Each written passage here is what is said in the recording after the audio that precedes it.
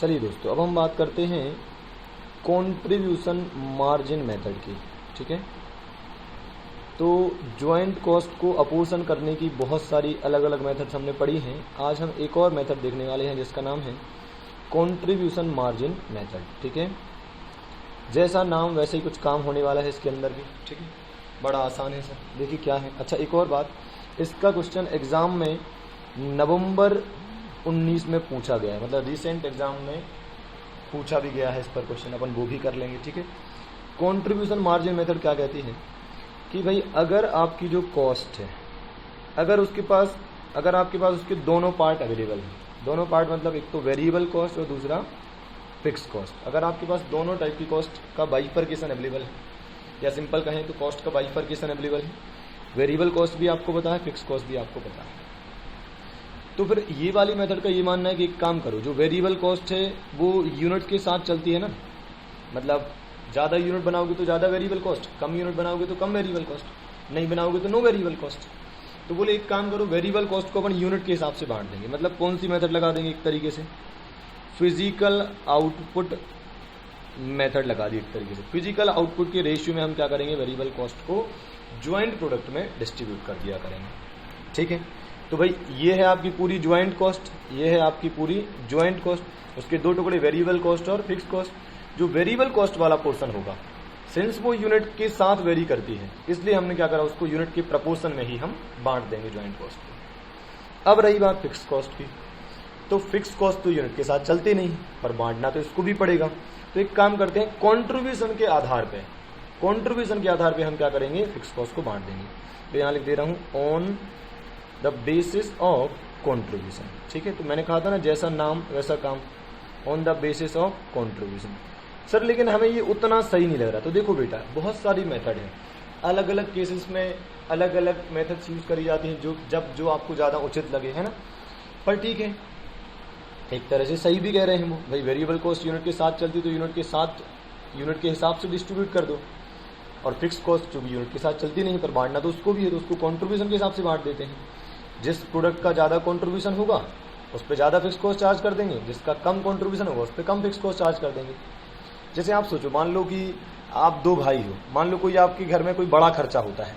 अब एक बड़ा भाई एक छोटा भाई है, बड़ा भाई बहुत कमाता है, छोटा भाई बहुत कम कमाता है, तो जो फिक्स कॉस्ट होगी बताओ वो कौन कितनी बियर करेगा। नॉर्मली हम क्या कहेंगे, यार बड़ा भाई ज्यादा कमाता है, उसके पास ज्यादा बचता है, ज्यादा कंट्रीब्यूशन होता है उसके पास, तो उसको ज्यादा बियर करने दो और छोटे को कम नहीं बियर करने दो। या यूं कहो कि छोटा भाई बिल्कुल नहीं कमाता, बड़ा भाई ज्यादा कमाता है, कोई बड़ा फिक्स खर्चा होने वाला है, किसको बियर करना चाहिए। अपन कहेंगे यार बड़े भाई के पास कंट्रीब्यूशन बहुत है तो उससे करना चाहिए, छोटे भाई के पास तो कुछ भी नहीं तो उससे मत बोलो, है ना। ऐसे भी आप ध्यान रख सकते हो अंडरस्टैंडिंग पर्पज से, है ओके। और आगे चलते हैं सर, कंट्रीब्यूशन मार्जिन मेथड के बारे में कुछ लिखा हुआ है जो मैंने ऑलरेडी आपको समझा दिया है। चलिए एक एग्जांपल देख लेते हैं, क्या लिखा है। देखिए लिखा है, apportionment of joint cost on the basis of contribution margin method. ठीक है साहब, find out the cost of joint product A and B using contribution margin method from the following data. ठीक है, बहुत अच्छा। सेल्स दी है A 100 kg at the rate 60 per kg, B 120 kg at the rate 30 per kg, और नीचे दी है joint cost. Marginal cost एक और नाम क्या है, इसको एक और नाम से बुलाते हैं, यही वेरिएबल कॉस्ट भी कहलाती है। So variable cost and marginal cost are the same thing, दोनों एक ही नाम है ऐसा आप बोल सकते हैं। और एक और दिया है फिक्स्ड कॉस्ट। ठीक है, अब सर हमें क्या करना है, ज्वाइंट कॉस्ट को अपोर्शन करना है कंट्रीब्यूशन मार्जिन मेथड के हिसाब से। तो क्या सिखाया मैंने आपको थोड़ी देर पहले, जो मार्जिनल कॉस्ट है, जो वेरिएबल कॉस्ट है, उसको क्वांटिटी के आधार पे बांट दो। तो ए की क्वांटिटी कितनी है 100, बी की क्वांटिटी कितनी है 120, बांट दो 100 और 120 के प्रपोर्शन में, खत्म हो गया काम।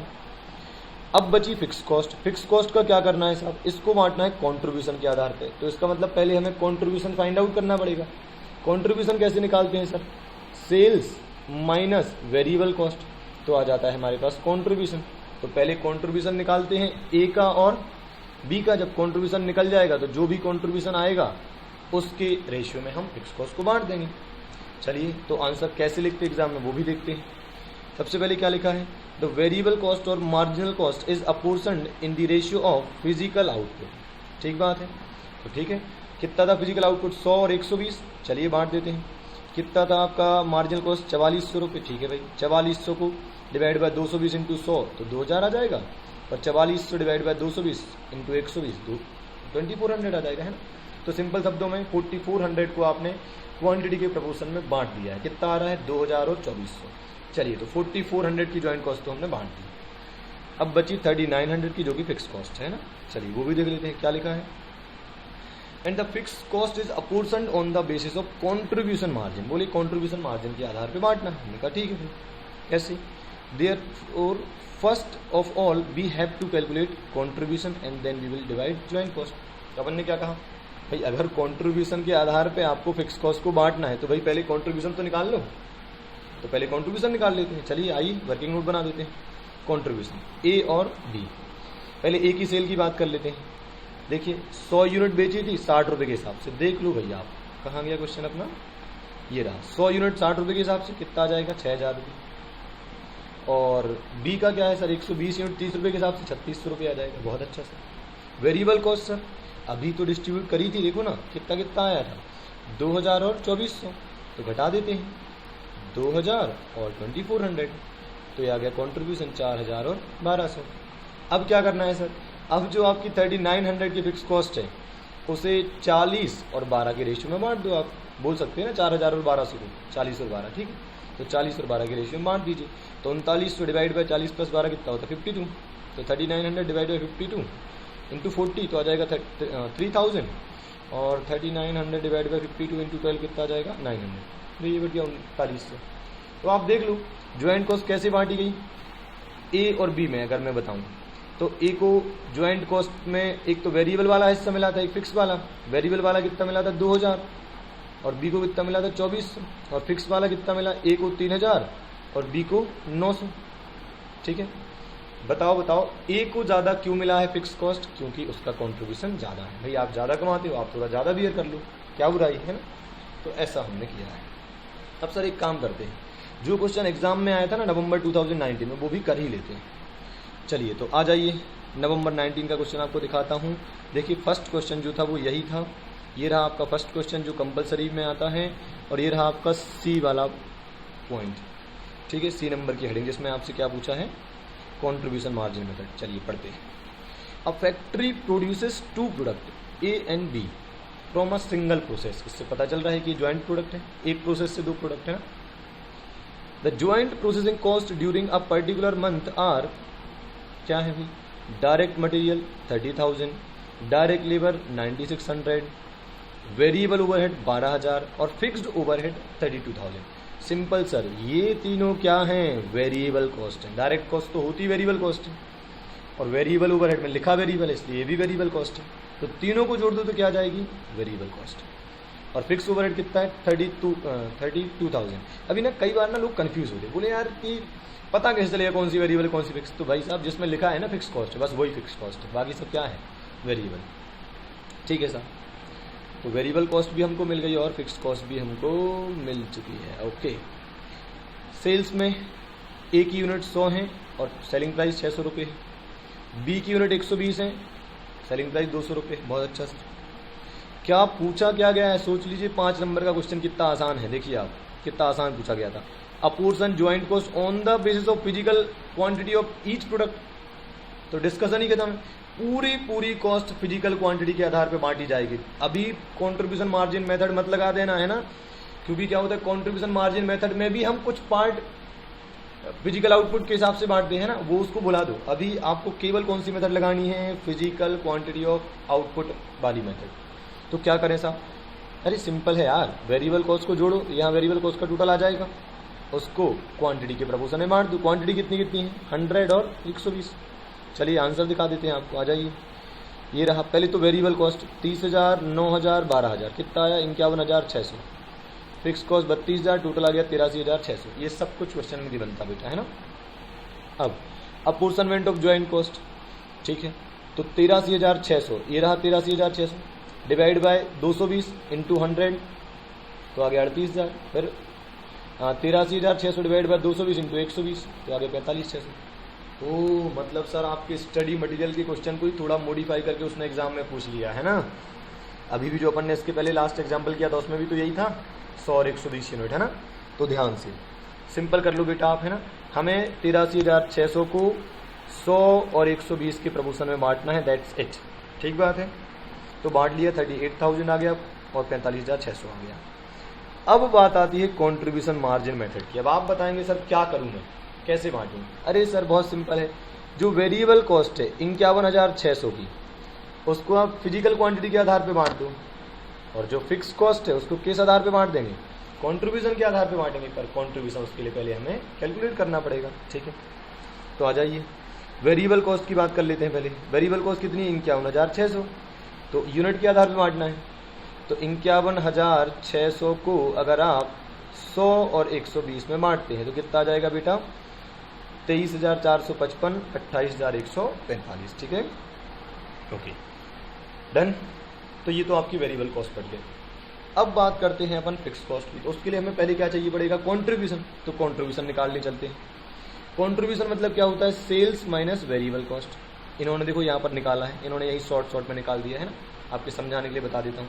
सेल्स कितनी आएगी, सपोज प्रोडक्ट एक ही बात करते हैं, तो 100 यूनिट आपने बनाई है और 600 रुपये की 1 यूनिट, तो ये आ गई आपकी सेल्स।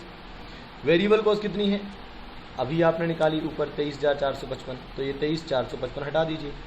वैसे यही तो उन्होंने लिखा है, देखो 600 × 100 माइनस 23,455। तो सेल्स जो है, सेल्स में से आप वेरिएबल कॉस्ट घटा दीजिए तो आपका कंट्रीब्यूशन आ जाएगा। कितना आया कंट्रीब्यूशन, 36,545। ओ सेकंड केस में कितना आ रहा है, माइनस में आ रहा है, माइनस में आ रहा है। मतलब आपका एक भाई ऐसा भी है जो अभी लॉस में चल रहा है, समझ रहे हैं आप, और आप बहुत फायदा कमा रहे हैं, एक भाई लॉस में चल रहा है, ऐसा कुछ कंट्रीब्यूशन आपके सामने आया है, ठीक है। तो स्पेशल थिंग क्या है कि एक का कंट्रीब्यूशन माइनस में आया है। आप चाहो तो इसको अलग से वर्किंग नोट बनाकर कर दिया करो, ज़्यादा अच्छा प्रेजेंटेशन लगेगा, है ना। तो वेरिएबल कॉस्ट बांट दी 100 और 120 में, और फिक्स कॉस्ट के लिए पहले कंट्रीब्यूशन निकाल लिया। कंट्रीब्यूशन कितना आया, 1 का प्लस में 1 का माइनस में। अब इस प्रोपोर्शन में फिक्स कॉस्ट को बांटना है। तो भाई अब आप ही बता दो, आप बड़े भाई हो, आपका छोटा भाई हो, छोटा भाई लॉस में चल रहा है, आप बड़े हो, आप बहुत कमा रहे हो, फिक्स कॉस्ट किसे बियर करना चाहिए। क्या आप उससे कुछ भी मांगना चाहोगे, अरे नहीं सर वो अभी लॉस में चल रहा है बेचारे से क्या मांगेंगे, तो एक काम करो उससे 0। देखो हमने पूरी की पूरी फिक्स कॉस्ट किस पर चार्ज कर दी है, प्रोडक्ट ए पर चार्ज कर दी। बेचारा जो कमा ही नहीं रहा उससे क्या उसके ऊपर फिक्स कॉस्ट चार्ज करेंगे, ठीक है। तो पूरी की पूरी 32,000 यहाँ चार्ज हो जाएगी, ठीक है। तो अब देख लीजिए ये वेरिएबल कॉस्ट चार्ज हो गई और ये आपकी फिक्स कॉस्ट चार्ज हो गई। तो 32,000 प्लस 23,000 55,455, और यहाँ केवल 28,145, दैट इज वेरिएबल कॉस्ट ही रहेगी, फिक्स कॉस्ट तो कुछ आई नहीं। तो क्या आपको समझ में आया कि कैसे ज्वाइंट कॉस्ट को हमने 2 मेथड से बांटा, पहले फिजिकल आउटपुट से, फिर कंट्रीब्यूशन मार्जिन मेथड से। और अब क्या पूछा है वो देख लेते हैं भाई। अब क्या पूछा है, डिटरमाइन प्रॉफिट और loss under both the method. दोनों मेथड के हिसाब से प्रॉफिट निकालना है। सर प्रॉफिट कैसे निकालते हैं, sales minus cost, sales minus cost profit. तो पहले सेल्स लिख लेंगे दोनों प्रोडक्ट की, और कॉस्ट कौन सी वाली घटाएंगे सर, दोनों मेथड में अलग अलग कॉस्ट आई है, तो एक बार फिजिकल आउटपुट मेथड वाली कॉस्ट घटा देना और एक बार कंट्रीब्यूशन मार्जिन मेथड से जो आई है वो घटा देना, तो दोनों में अलग अलग प्रॉफिट निकल जाएगा। लो देखते हैं, सेल्स 60,000 और 24,000, ये देखो ना 600 × 100 करा था अपन ने अभी, है ना। और ये कैसे आएगा, 200 × 120, है ना, ये आपकी सेल्स हो गई। ज्वाइंट कॉस्ट फिजिकल मेथड से कितनी आई थी, 38,000 45,600, देख लो भाई देख लो, ये रहा 38,000 और 45,600। तो आपका प्रॉफिट आ गया 22,000 और 21,600, ये आ गया माइनस का, है ना। और अगर कंट्रीब्यूशन मार्जिन मेथड के हिसाब से करें तो सेल्स तो वही रहेगी 60,000 और 24,000, खर्चा कितना है 55,455, 28,145, देखो ये 55,455 और 28,145। तो एक में प्रॉफिट आ रहा है, एक में लॉस आ रहा है 4,155 का। चलिए नोट लिखा है कुछ, आ जाइए पढ़ा देते हैं क्या लिखा है। The fixed cost of ₹32,000 is to be apportioned over the joint product A and B in the ratio of contribution margin. बोले फिक्स कॉस्ट जो है उसे कंट्रीब्यूशन मार्जिन के प्रोपोर्शन में बांटना था, but contribution margin of product B is negative, so fix cost will be charge to product A होंगी। ठीक है, बहुत अच्छा, ओके।